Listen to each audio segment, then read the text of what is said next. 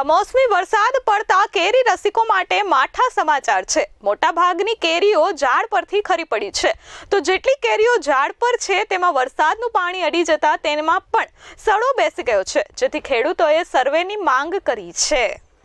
સુરત જિલ્લાના ખેડૂતોએ આ વર્ષે સારા પાકની આશા રાખી હતી, પણ આ અચાનક બદલાયેલા મોસમે ખેડૂતોની આખી મહેનત વ્યર્થ કરી નાખી છે। હવે બજારમાં કેરી ઓછી મળશે અને ભાવ વધી શકે છે।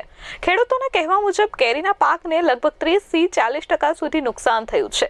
જે ફળો ઝાડ પરથી પડી ગયા છે તે તો નષ્ટ થયા છે, જ્યારે ઝાડ પર રહેલા ફળોમાં પણ હવે સડો બેસવાની ભીતિ વધી છે। ઘણા વિસ્તારોમાં કેરીના ખેતરોમાં પાણી ભરાતા પણ ફળોની ગુણવત્તા પર ખરાબ અસર પડી છે। દક્ષિણ ગુજરાતના વલસાડ, નવસારી અને સુરત અને તાપી જિલ્લામાં માવઠાની અસરને કારણે મોટા પ્રમાણમાં કેરી, ચીકુ, બાગાયતી પાકો એ કેળ હોય, પપૈયા હોય કે અન્ય જે માંડવાઓ, વેલાઓના આધારિત જે ખેતી હતી એને પણ મોટા પ્રમાણમાં નુકસાન થયું છે।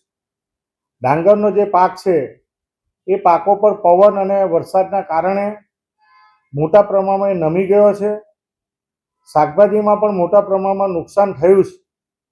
આ અનુસંધાનમાં સુરત જિલ્લાના મહુવા તાલુકો, ઓલપાડ તાલુકો, કામરેજ તાલુકો, ઉમરપાડા અને માંગરોળ તાલુકાના કોંગ્રેસ પક્ષના આગેવાનોને સાથે રાખીને સ્થળ નિરીક્ષણ કરીને સુરત જિલ્લાના ખેતીવાડી અધિકારી સાથે વાત કરી અને એમના કહેવા પ્રમાણે છેલ્લા 3 દિવસથી સર્વેની કામગીરી પણ ચાલુ છે। ખેડૂત આગેવાન અને કોંગ્રેસ નેતા દર્શન દેસાઈએ જણાવ્યું હતું કે અચાનક બદલાયેલા મોસમના કારણે દક્ષિણ ગુજરાતમાં ચીકુ, કેરી અને ઊભા પાકને ગંભીર નુકસાન થયું છે। આ સમય એવો હતો જ્યારે કેરી સંપૂર્ણ રીતે તૈયાર હતી, પણ ઉતારતા પહેલા જ પવન અને વરસાદના કારણે મોટી સંખ્યામાં કેરીના ફળો પડી ગયા। ખેડૂતોએ હવે રાજ્ય સરકાર સમક્ષ માંગ કરી છે કે અસરગ્રસ્ત વિસ્તારોમાં નુકસાનનું સર્વેક્ષણ કરાવી યોગ્ય વળતર આપવામાં આવે। સાથે કૃષિ વિભાગ પાસેથી સલાહ પણ લેવામાં આવી છે કે હાલ ખેતરમાં ઊભા પાકને કેવી રીતે બચાવવો। માનનીય સરકારશ્રીને વિનંતી કરીએ કે આખા વર્ષ દરમિયાન ગ્લોબલ વોર્મિંગના કારણે માવઠાની અસર થાય છે, વાવાઝોડું આવે છે, ગમે ત્યારે વરસાદ પડે છે, આના કારણે દર વર્ષે ખેડૂતોને મોટા પ્રમાણમાં નુકસાન થાય છે। ખેડૂતો ખેતી કરતા આજની પરિસ્થિતિના કારણે ખેડૂતોને મોટા પ્રમાણમાં નુકસાન થવાના કારણે જે રીતે વળતર મળવું જોઈએ વળતર ન મળવાના કારણે ખેડૂતો ખેતી છોડી રહ્યા એવું દેખાઈ રહ્યું છે।